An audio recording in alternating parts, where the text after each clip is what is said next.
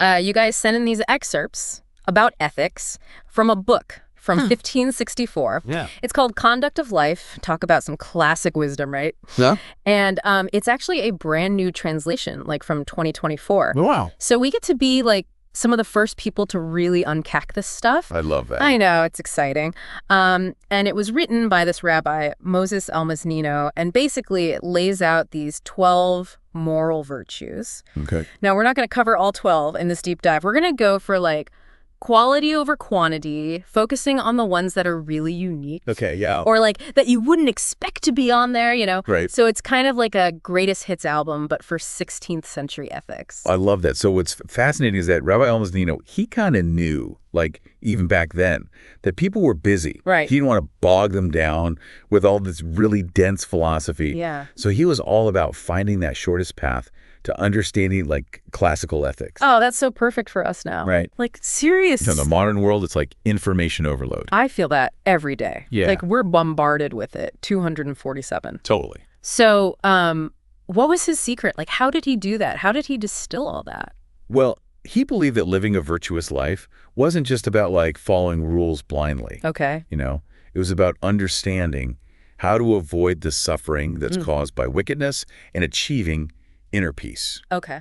And to do that, he really emphasized this idea of finding that midpoint, that sweet spot. Okay. He drew a lot on Aristotle's idea of virtue, Okay. where virtue is the midpoint between two vices. Gotcha. Like classic example is courage. Yeah. It's that perfect balance between recklessness and cowardice, Makes sense, yeah. you know? So it's all about finding that balance. Yeah, exactly. Okay, so was there anything on his list that really surprised you? There were a few things, yeah. He places a huge emphasis on modesty. Modesty. Yeah. Really? He sees that as the midpoint between ambition and laziness. Wait, so you're telling me that this rabbi from the 1500s is basically saying that we're all a little too obsessed with like Instagram likes and stuff? Pretty much. That's wild. Yeah. But I mean, when you think about it, he might have a point. It's definitely a timely virtue, right? Yeah. Given our current obsession with self-promotion and everything. Yeah. But then there's friendship. Okay. He considers this to be the ultimate virtue. Hold on. Friendship. Yeah. Like more important than all the other ones. The one that surpasses all the others and actually leads to true happiness. What? Why? What makes it so special? He believed that friendship is where all the other virtues kind of come together. Oh, okay. It's where we can fully express our goodness, challenge each other to grow, to be better people. That's beautiful. So it's like friends make life better, but on a whole other level. Exactly, yeah. Yeah. But speaking of surprises, he also had this thing called enthusiasm on his list. Enthusiasm. Yeah. I wouldn't normally think of that as like a moral virtue. Yeah, he didn't categorize it as a virtue exactly, Okay. but more like that midpoint, again, Uh-huh. this time, between envy and malevolence. Oh, okay. So it's about how you respond emotionally to other people. Yeah, finding that right way to respond. So keeping it balanced. Right. And he highlights this really fascinating idea of finding joy, genuine joy, in the good fortune of others. Oh, instead of being jealous. Yeah, like celebrate their success. I feel like I need to reevaluate some relationships in my life. Maybe. Okay, so we can't go through all 12 virtues, obviously. Right. But let's pick out a couple of the most intriguing ones, and we can dive deeper. Yeah. Where should we start? Let's start with fortitude. Fortitude, okay. Almosnino breaks it down into 3 types. Okay, Withstanding hardship, resisting temptation, okay. and something he calls heroic strength. Heroic strength. Okay, Yeah. so it's about more than just like physical bravery. But what is heroic strength? I've never heard of that. So he uses the story of King David and his grief over his son Absalom's death to illustrate this type of fortitude. Oh, wow. So even in the face of unimaginable personal tragedy, Yeah. there's a way to demonstrate strength. Oh, that's powerful. And get this, he also argues that dying to avoid idolatry, murder, or adultery Oh, wow. is a form of sanctifying God's name. So it's like standing up for your morals, It's about upholding your moral principles, even if it costs you your life. even in the face of death. Wow, okay. But it seems like he's saying there's all these different ways to show fortitude, not just like the big dramatic ones. Absolutely. He tells a story about the sage Hillel. Okay. Hillel hears this crying in a nearby city, and he's totally unfazed. Mm. He just says, that won't be happening in my house. What? Was Hill saying he was, like, immune to misfortune? Not at all. Okay. What Almosnino is highlighting here is that Hillel's family, they developed this like deeply ingrained habit of enduring hardship Okay. with patience and composure. So it was like second nature to them. Yeah, it was just who they were. So, like, bad stuff still happened, but they had a different way of dealing with it. Exactly. Fortitude isn't about avoiding the storm. Yeah. It's about learning how to weather it. Okay, I like that. Now, speaking of weathering a storm, Almosnino goes deep on liberality. Liberality. Yeah. Okay. And he actually lists 16 different properties that make up true liberality. 16. He went all in on that one. He did. Give me the highlights. Okay, so he was a big believer that true generosity isn't about seeking fame or praise. It's purely about the act of giving, driven by a genuine desire to help others. Okay. And he wasn't messing around either. He tells this story about Nakdaman Ben Gurion's daughter to drive home the consequences of not practicing true liberality. Oh, what happened? So even though her father was wealthy, she ended up completely destitute, Wow. reduced to like picking barley grains out of animal manure. Oh, yikes. That's a harsh lesson. Yeah, But I get it. Like, it's not enough to just have wealth. It's about what you do with it, how you use it. right. So how does that connect to our world today? I mean, these ideas about generosity are more relevant than ever, I think. Yeah. Especially with all the discussions about philanthropy and effective altruism. Right. Almosnino would be right at home in those debates. He'd be like leading the charge. I love that. So he's pushing us to think critically about how we give, but also why we give. Exactly, yeah. Okay. Now, we also wanted to touch on truth. Yeah. What makes his take on truth unique? So he goes beyond just simple lies. Okay. He really explores these subtle ways that we distort the truth or deny it. Okay. Like a deep dive into the gray areas, you know. So it's not just about telling a big fat lie. Right. So what else did he have to say about truth? Well, this one might surprise you. Okay. He actually says that denying the truth can sometimes be virtuous Wait, what? if it's done with pure intentions. So he's saying there are times when a lie can be justified. Yeah, like think about protecting someone from harm. I'm curious to hear more about that. But before we go there, I'm wondering how all this connects to our world today. It's almost eerie how relevant this is Right. to the whole concept of fake news, misinformation, alternative facts. Right. It's like he predicted our information crisis. Yeah. He really understood how powerful truth is, but also how dangerous it can be. Especially when it's manipulated. Yeah. Right. That actually makes me think about how I consume information and share it. Like, I don't usually analyze it on such a deep level. Yeah. But he's kind of pushing us to be more discerning, to really think critically about what we're seeing and hearing. Absolutely. That's a good reminder. But before we get lost in the world of fake news, let's circle back to that idea of, like, justified lies. Okay, yeah. I want to hear more about that. So he's very clear that the intention has to be pure. It can't be about personal gain. It has to be about upholding a greater good. Okay, so we're not off the hook that easily. No. So he's basically challenging us to grapple with these nuances of truth, reminding us that there are no simple answers. Exactly, yeah. And we're just getting started. Yeah, this is just the beginning. There's still so much more to unpack Absolutely. in Almosnino's work. And speaking of unpacking, we need to take a break for now. Okay. But don't worry, we'll be back soon to continue this deep dive into Almosnino's world. Looking forward to it. Stay tuned. Okay, so we covered a lot of ground with Almosnino's take on fortitude, liberality, and truth. It's amazing how relevant his ideas still are. But before we move on, remember that whole thing about sometimes it's okay to deny the truth? Right. There's got to be more to that story. Yeah, you're right. We can't just gloss over that. Yeah. Almosnino emphasizes that even when denying the truth seems necessary, like there are still some ethical guidelines to follow. Okay. For example, he says, it's better to deny the truth partially than to tell complete lie. So it's like damage control. Yeah, minimize the deception. If you absolutely have to. Exactly. Okay. And he also says to avoid swearing oaths. Oh, okay. If you think you might need to, bend the truth later on. So be careful about making promises that you might not be able to keep, honestly. Right. Okay, yeah. I can see how that would help you avoid some tricky situations. Yeah. But let's move on to another one of his virtues. What? There's one that really caught my eye. Magnificence. Magnificent. It sounds so great. It does, doesn't it? Yeah. It's not a word we use every day, but the concept is still very relevant. Yeah. Think of it as a virtue that goes hand in hand with large sums of money. Okay.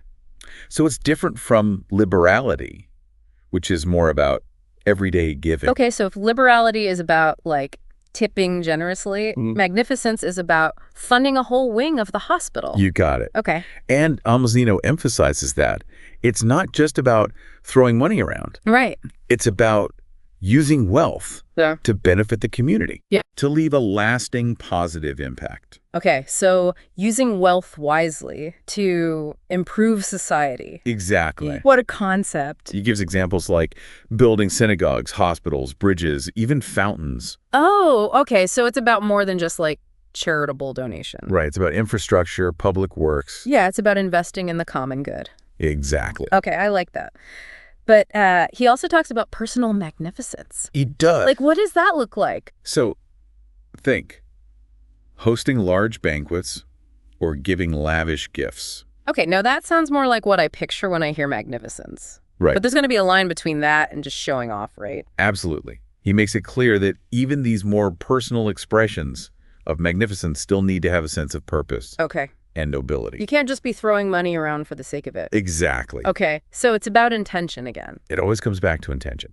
And he actually highlights the two vices that are associated with magnificence. Oh, okay. Stinginess and vulgarity. Okay, stinginess, that's pretty straightforward, Fred. Right.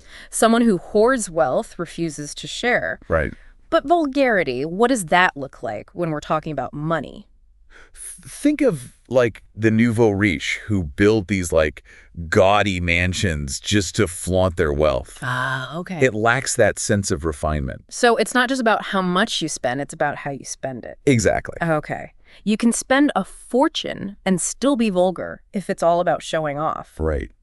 This makes me think of those reality TV shows about those, like, ridiculously expensive lifestyles, you know? Oh, yeah. It just feels so out of touch. Totally. And it seems like finding that balance between stinginess and vulgarity, it applies to so many areas of life. It does.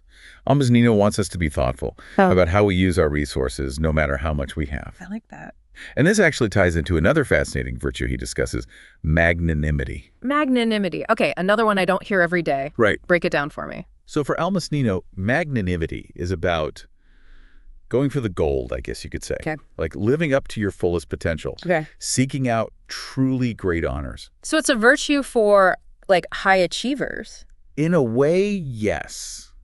But it's not about ambition for ambition's sake. Okay. He draws a really clear distinction there. So what's the difference? Magnanimity is about developing the qualities and doing the things that actually make you worthy of that honor. So it's not about chasing fame. It's about being deserving of it. You got it. It's about inner excellence, not just outward achievements. I love that. Yeah.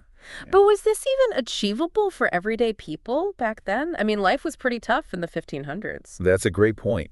And you have to remember that Almosnino was writing for an audience that was facing a lot of upheaval. Right. So this idea of magnanimity, it offered a way to navigate those challenges with dignity and purpose. So it's like an antidote to feeling lost or overwhelmed. But how does that translate to our lives today?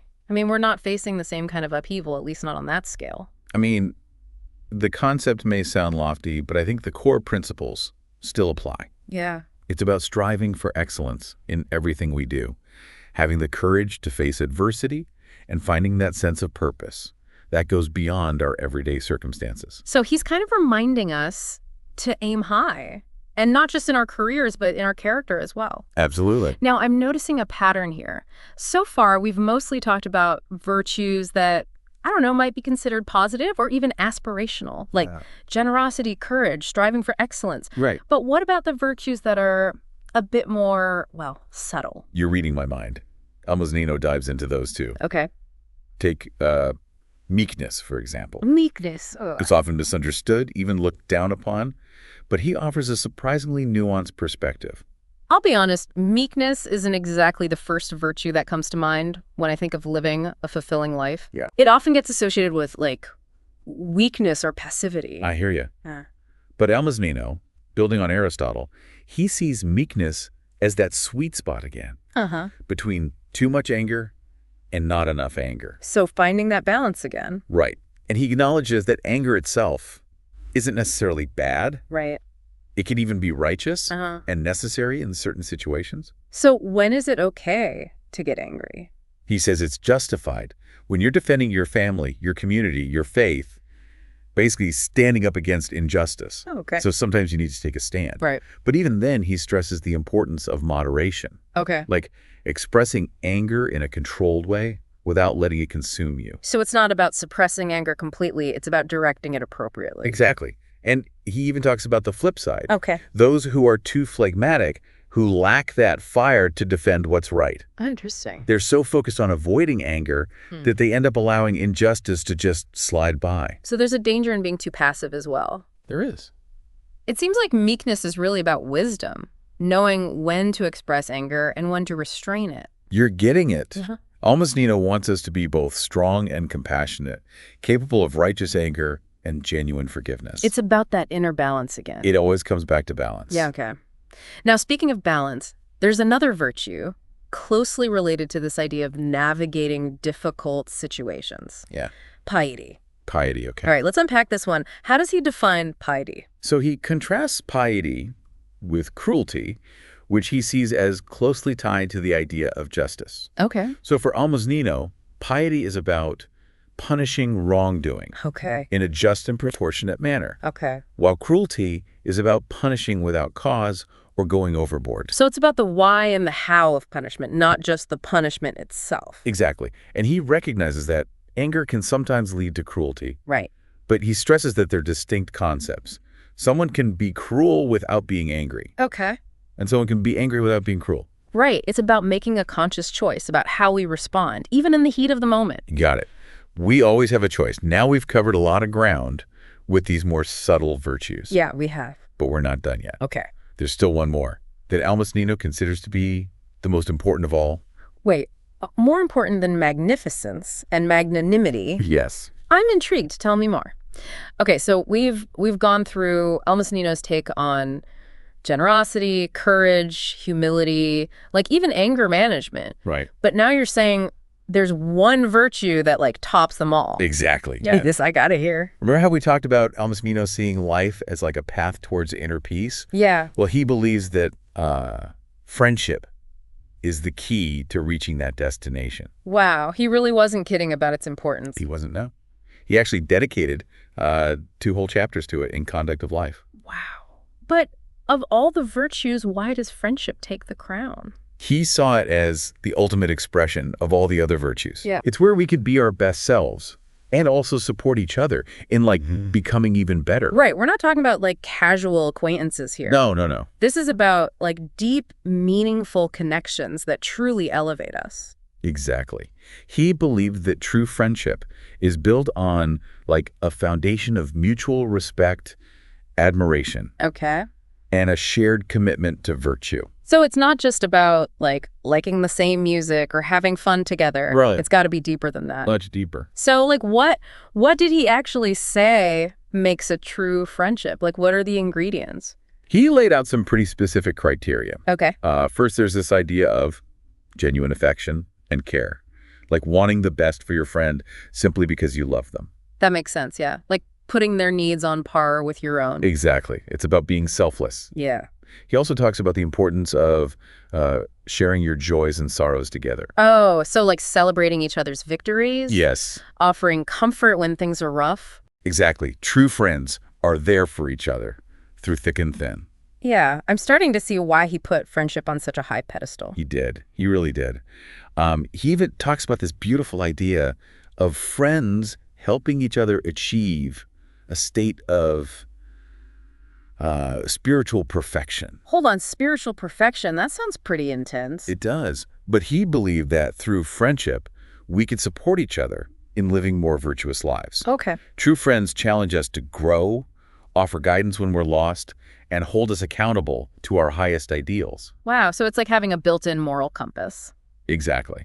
And he also emphasizes the practical aspects of friendship, Oh, okay, like what? like the importance of loyalty, trustworthiness, and being a good listener. Right, those are all qualities that we value in good friends, obviously. Yeah. But it sounds like Almosnino's taking it to like an ethical level. Absolutely. It's not just about being a nice person. It's about living a virtuous life. Exactly. And he warns against the vices that can destroy friendships. He does. Things like excessive giving. Yeah. And enmity. Right. Okay, hold on. Excessive giving, how can that be a bad thing? Well, he says it can lead to an imbalance in the relationship. Okay. Imagine like one friend is always giving, the other one's always taking. It creates this dynamic of dependence. Yeah. And it can even breed resentment over time. So it's about finding that healthy reciprocity again. Exactly. Okay. And enmity, well, that one's pretty straightforward. Like, that's the opposite of friendship. It is, yeah. It's like poison to any relationship. So Almosnino's really painting a clear picture here. Yeah. Friendship is not just like a nice to have. It's a vital part of living a truly ethical life. Absolutely. And he doesn't shy away from the challenges either. Right, like maintaining good friendships, it's not always easy. He acknowledges that they require effort, understanding, a willingness to work through conflicts. But he also makes it clear that the rewards are well worth it. This has been such an eye-opening deep dive into Almosnino's moral philosophy.